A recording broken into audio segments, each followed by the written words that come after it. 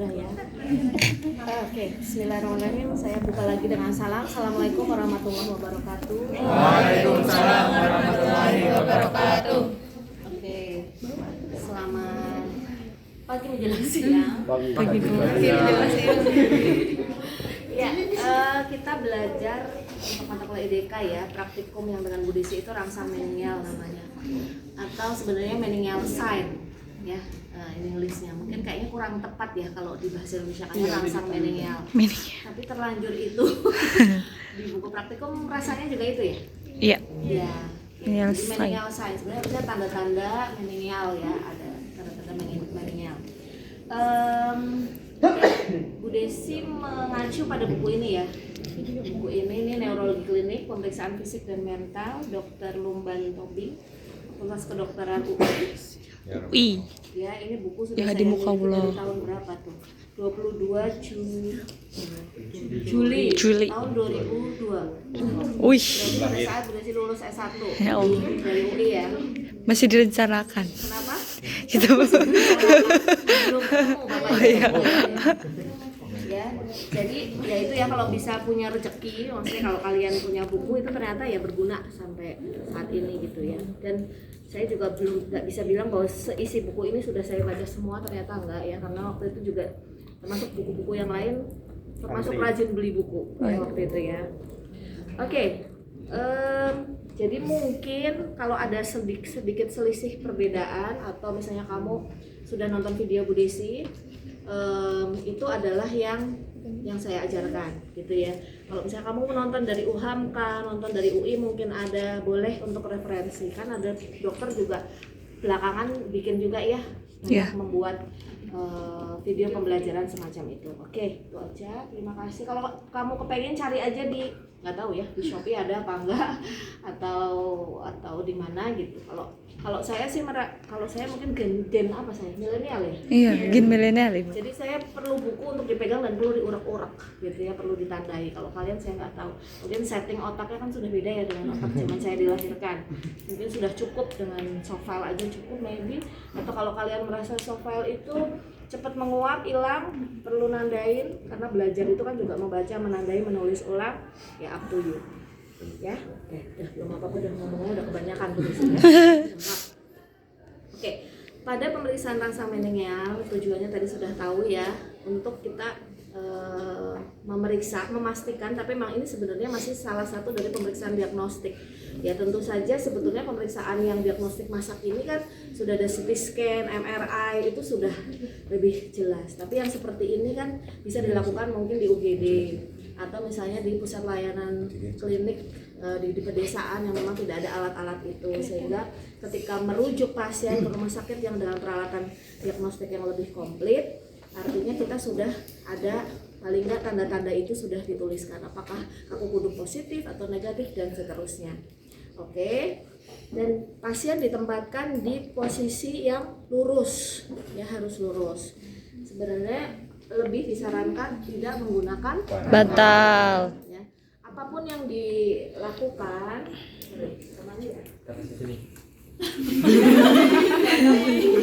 Iya, Yan.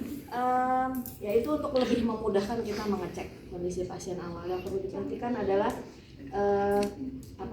pastikan dia tidak ada masalah kayak misalnya iritasi, karena yang kita mau cek ini kan kemungkinan adanya iritasi atau peradangan di selaput otak ya, dimana kondisi itu kan berarti adanya di dalam di dalamnya kulit kepala, di dalamnya tengkorak.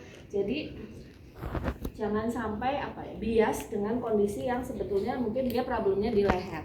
Di leher kita kan punya cervical 7 pasang kan? Iya. Total 33, di sini ada 7 pasang. Jadi kita harus pastikan dulu dia, pasien ini tidak ada Cedera. cervical, atau memang sedang ada masalah spondylosis ya. Nanti di itu ya, spondylosis. Ya, artinya sudah sedang ada pengikisan sendi, apalagi kalau umurnya sudah di atas 35-40 sudah ada degeneratif dan seterusnya. Kadang semakin mudah sekarang karena berhubungan dengan postur ya, atau pekerjaan, angkat beban dan seterusnya, itu bisa menjadi faktor predisposisi ya, atau presipitasi dari kejadian-kejadian infeksi ataupun tadi ya kropos gitu ya, osteoporosis di area servikal. Jadi caranya gimana? Cek dulu, misalnya pasiennya masih aman, tidak ada, misalnya sadar penuh, dia boleh nengok kanan kiri sendiri. Misalnya silahkan Pak, saya bisa nengok kanan kiri dengan kiri, ya itu bisa. Tapi kalau misalnya dia sudah ada penurunan kesadaran atau ya tidak kompos mentis sempurna, boleh kita gerakkan. Pasien itu sebenarnya kalau ini kan aktif ya, dia kepalanya sendiri ya. Kalau disarankan dia relax aja mengikuti arahan kita. Oke, terus atau satu lagi untuk memastikan dia aman, tidak ada problem di sini adalah kita angkat bahunya. Kamu relax aja kepalanya, jatuhkan seperti ada apa adanya. Nah, gini. Kan memang berarti dia tidak ada masalah. Tidak ada masalah. Capek ya Bu. Itu aja capek ya. Namanya berat badan dulu ya.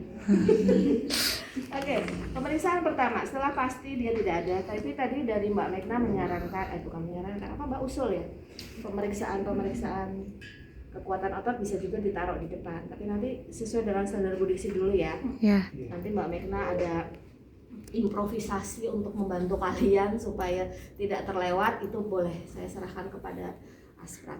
Itu yang pertama, karena kita akan melakukan pemeriksaan kaku Kuduk.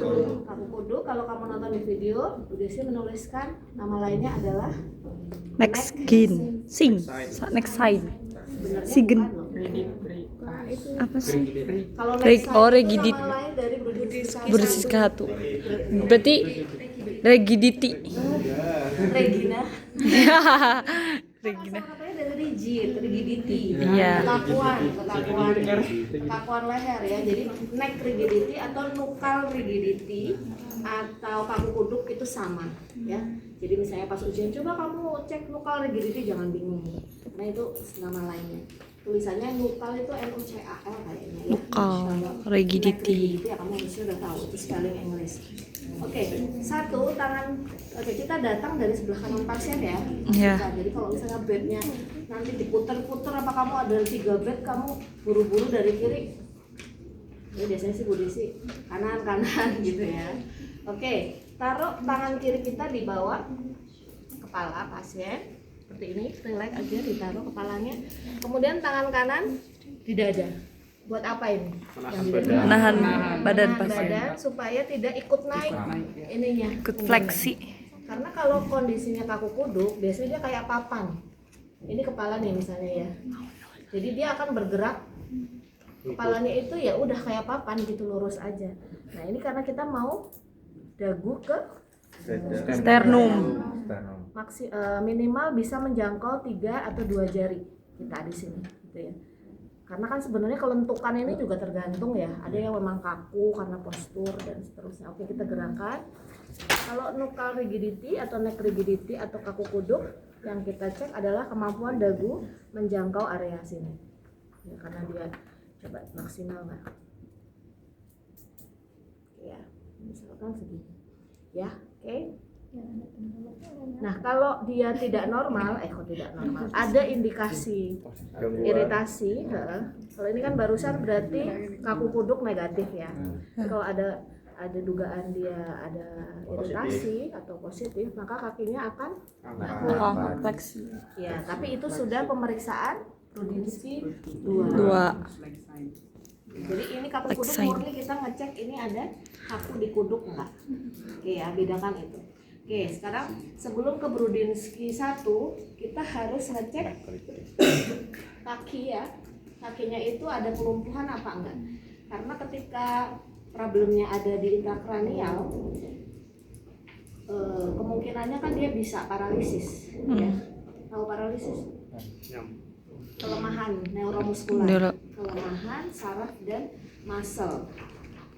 Ya misalnya pada pasien stroke itu kamu sudah tahu ya, biasanya gejala sisa atau dampak dari akibat serangan stroke, di mana stroke itu adalah sumbatan di kepala, kemudian dia menekan area di jaringan otak dan saraf, maka area yang akan terkena ya karena otak adalah pengatur seluruh kendali tubuh, maka bisa terjadi kelumpuhan. Jadi Karena Brudzinski 1 pengamatannya ada di kaki, kalau dia positif itu dia akan terjadi gerakan tadi apa? Fleksi. Fleksi, reflektorik, Reflektorik. pada lutut dan panggul. Maka kita harus pastikan dulu tungkai bawah ini dia Normal atau enggak tidak. jalur persyarafannya, gitu ya. Caranya adalah salah satu caranya adalah dengan kekuatan otot, pemeriksaan kekuatan otot.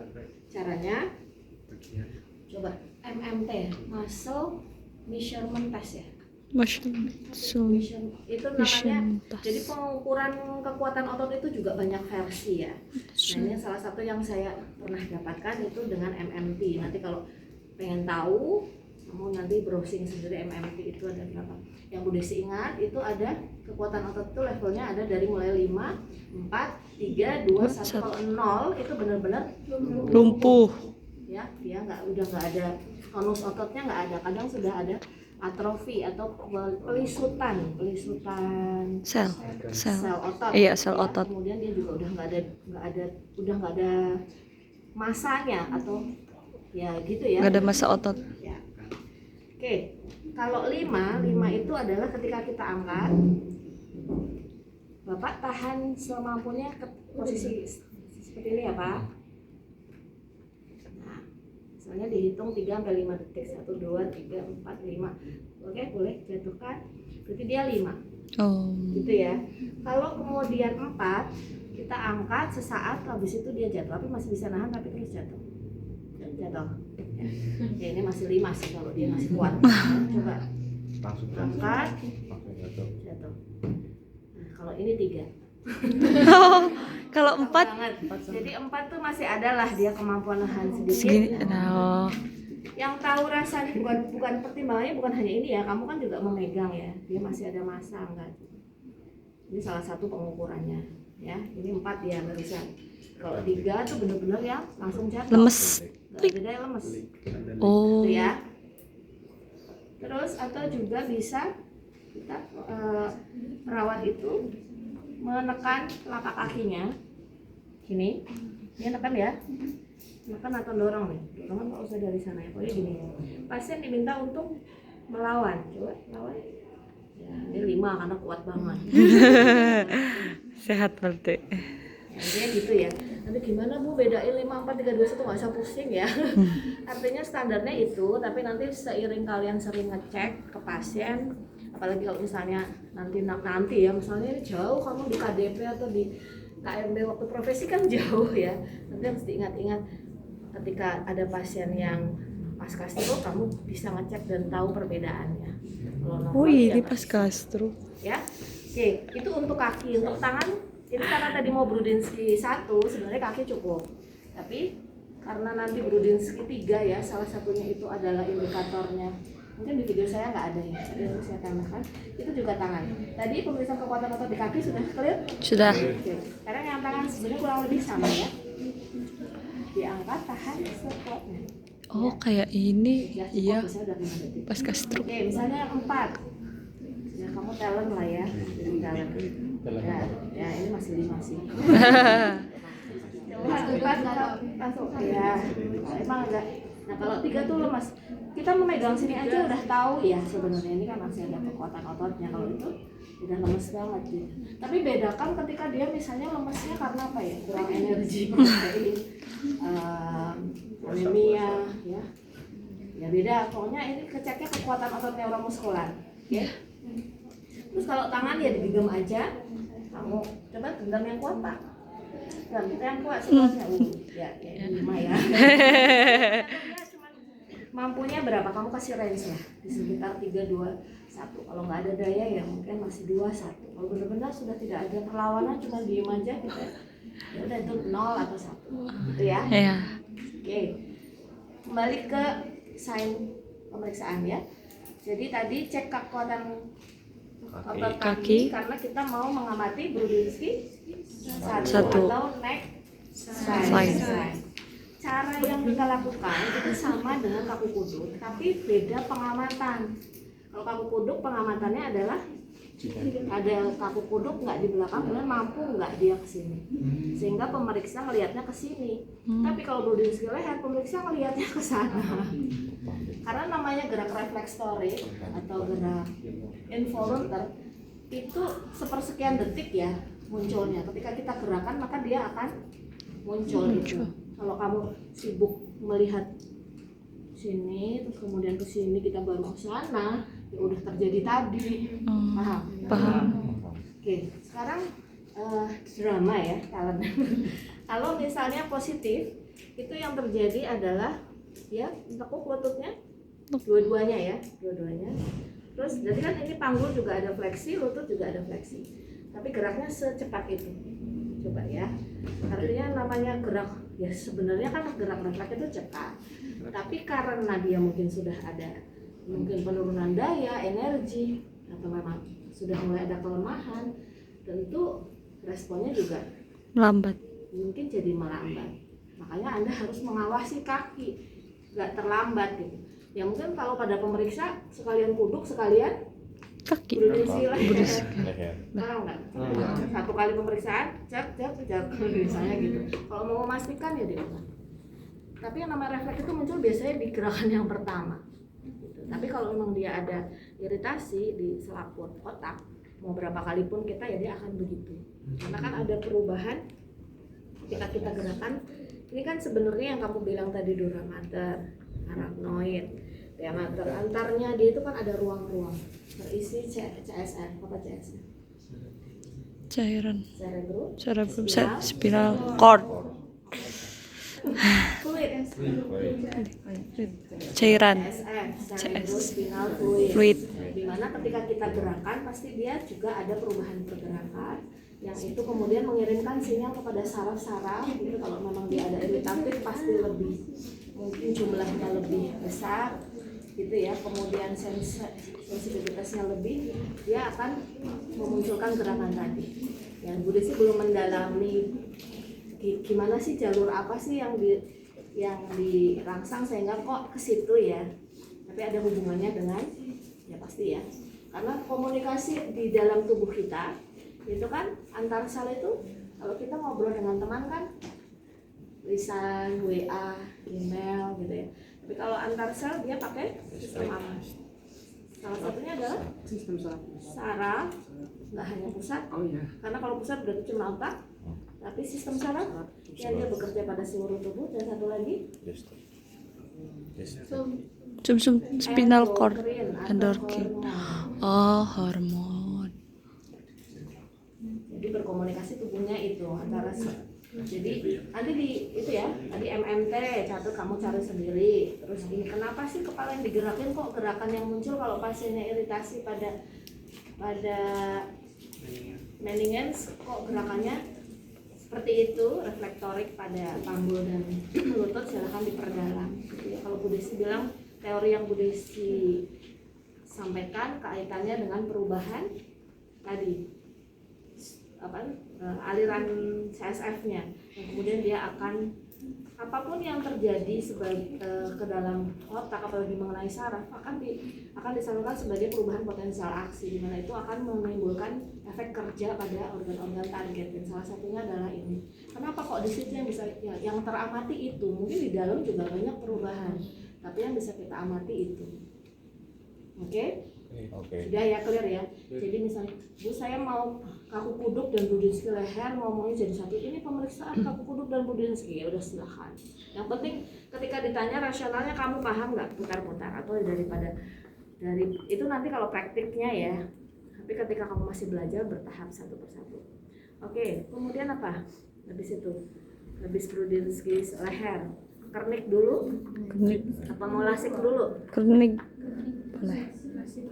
Lasik boleh. Ya, oke. Ada yang Brodinski 2 entar dulu ya. Karena Brodinski 2 dengan kernik itu sebenarnya gerakannya Sama, yang mirip. kita gerakan sama, hampir mirip dengan yang tadi ya. Tapi pengamatannya yang berbeda. Kita ke kernik dulu ya.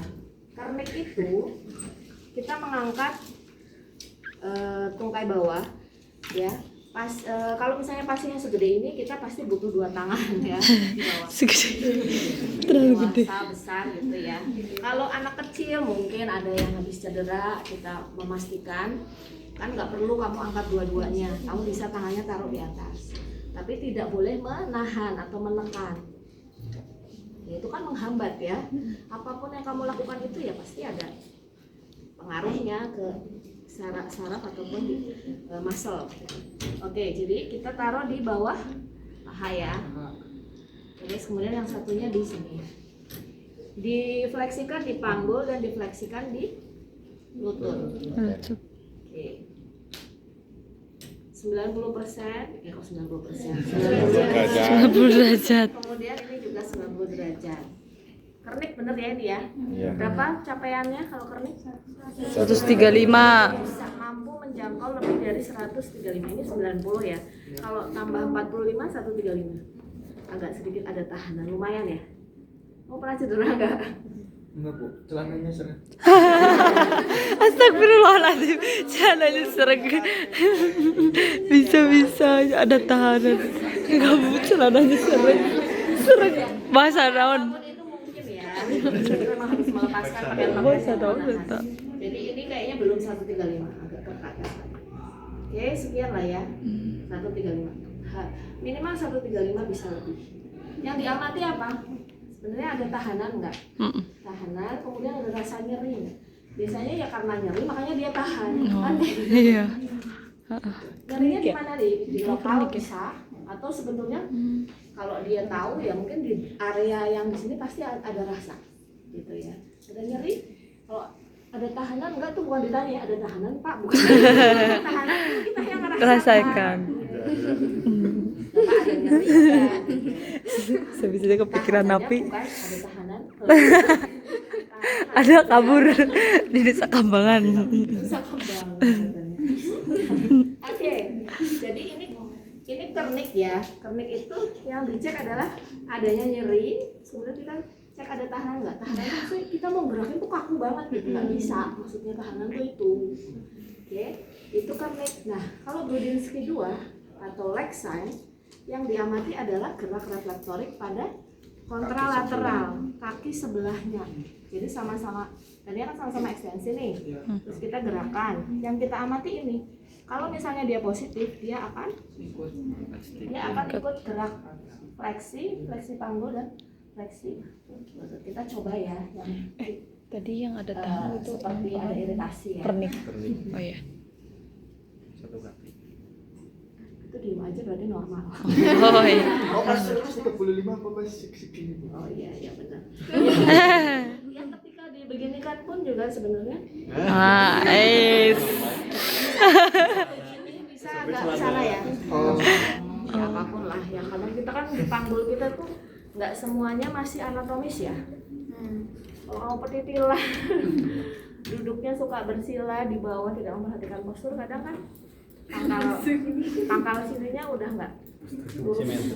Kamu bisa mengamati dengan cara kamu berjalan Dexter kamu kayak bebek ini apa lurus, apa kamu memperhatikan. Nah, itu akan membuka menutupkan pelvis.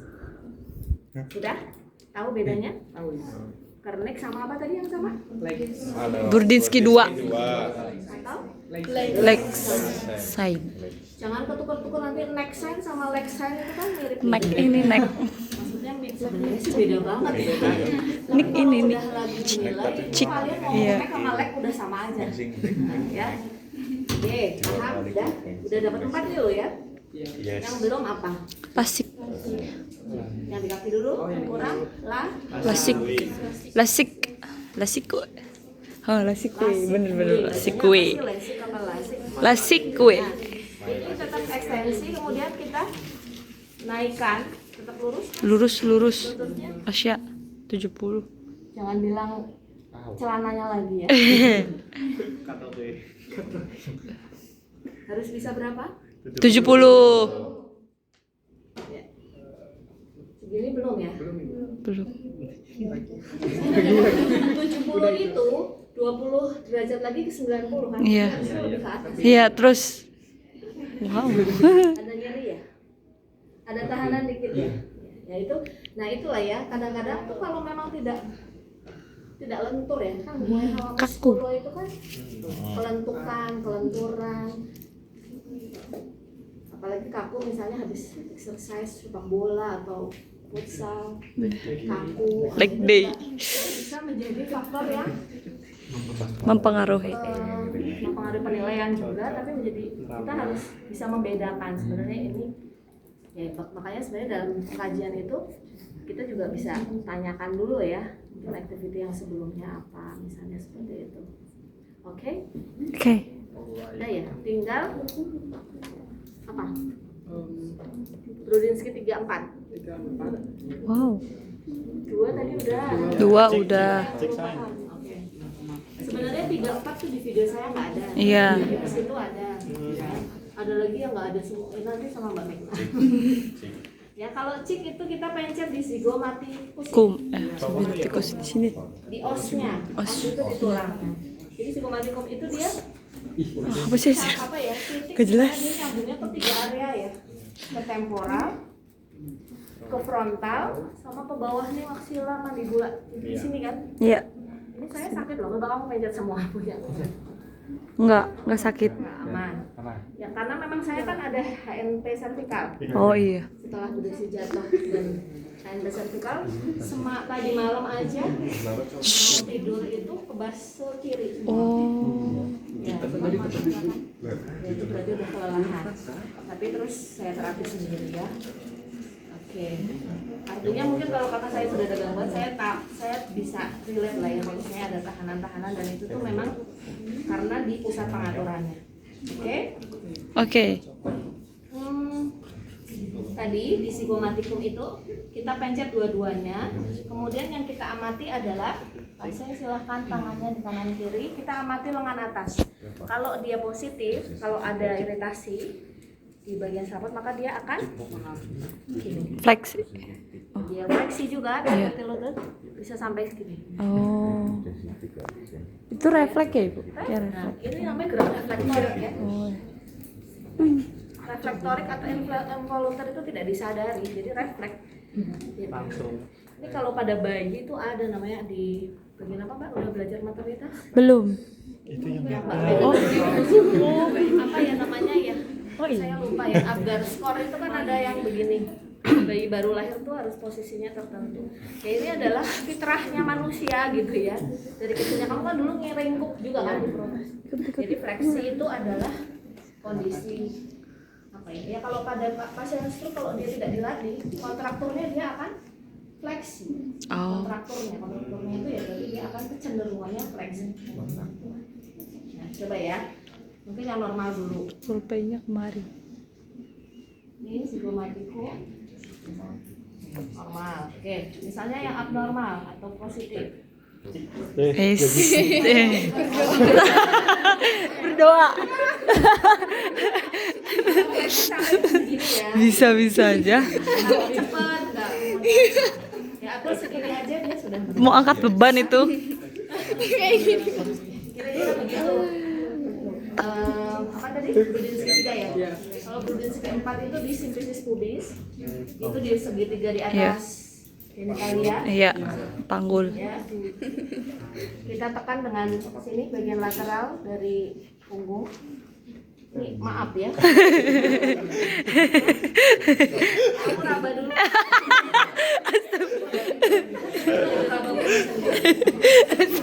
Ya, pokoknya daerah situ. Kemudian ini yang diamati adalah Ayan kita ketawayan. apakah Astagfirullahaladzim. Wah. reflektorik atau enggak, misalnya gini. Enggak ya, coba kamu misalnya praktekkan iya gitu. Guys. Dia tegaknya di sini. Iya, Mas. Kaki. Terus gini ya, kadang kalau cederanya ya, penyebab iritasi di selaput otak itu kan bisa karena tadi kan bilang ada yang bilang infeksi ya. Kalau infeksi kan berarti ada kemasukan mycobacterium atau atau yang pokoknya mikroorganisme yang patogen. Namanya mikroorganisme patogen kan jamur, virus, Bakteri. apapun masuknya bisa lewat mata yang terinfeksi, kemudian dia masuk ke dalam Iya. melalui hidung, Hidung, melalui telinga mulut. yang paling sering dari otitis media gitu ya. Jadi bisa karena infeksi, tapi bisa juga karena proses peradangan bisa terjadi selain kalau ada invasi mikropatogen pada luka terbuka biasanya karena terbentur iya sedikit pecah pembuluh darah bisa juga. Tapi kan posisinya ya tergantung pecahnya di mana ya. Kalau di dekat dengan tadi dura mater, arachnoid dan pia mater ya tetap bisa. Kalau memang dia ternyata, tapi sebenarnya begitulah ya. Maksudnya ketika pecah pembuluh darah, kalau misalnya semua sel di dalam tubuh kita itu sebenarnya pasti dikasih kecerdikan yang luar biasa ya untuk dilokalize, kemudian bisa diserap sendiri oleh lingkungan sekitar situ. Selain harus pembedahan dan diambil itu sebenarnya secara alamiah atau fisiologis itu dia bisa memperbaiki jaringannya sendiri. Jadi kalau ada itu tuh dilisiskan kemudian diserap oleh astrosit ya atau mikroglia namanya di sekitar nervus. Ingat kan bentuk saraf kayak apa? Dan dia rapat banget ketika ada perdarahan di situ ya dia akan diserap. Tapi kalau dioptimal ya dia bisa bersih, kalau enggak ya itu butuh bantuan obat-obatan untuk bisa melisiskan dan bisa terserap.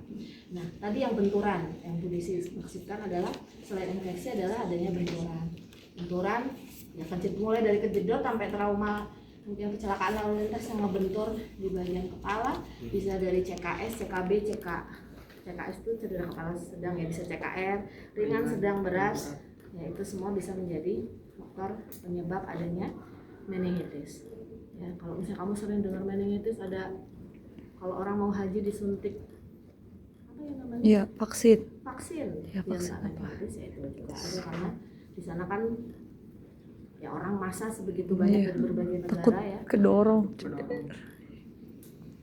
Itu aja sih ya, kayaknya udah komplit ya. Ada yang kurang nggak? Sudah Ibu. Udah komplit. Oke, satu orang silahkan mencoba. Saya lihat di sini. Nanti selanjutnya kalian coba masing-masing didampingin Mbak Megna. Kalau Mbak Megna ada informasi tambahan, karena di buku praktikum kayaknya ada beberapa pemeriksaan yang lain. Tapi kalau saya ujian sih ini aja, gitu. Karena kemarin saya tanya Mbak Megna ternyata di KMB nggak diulang.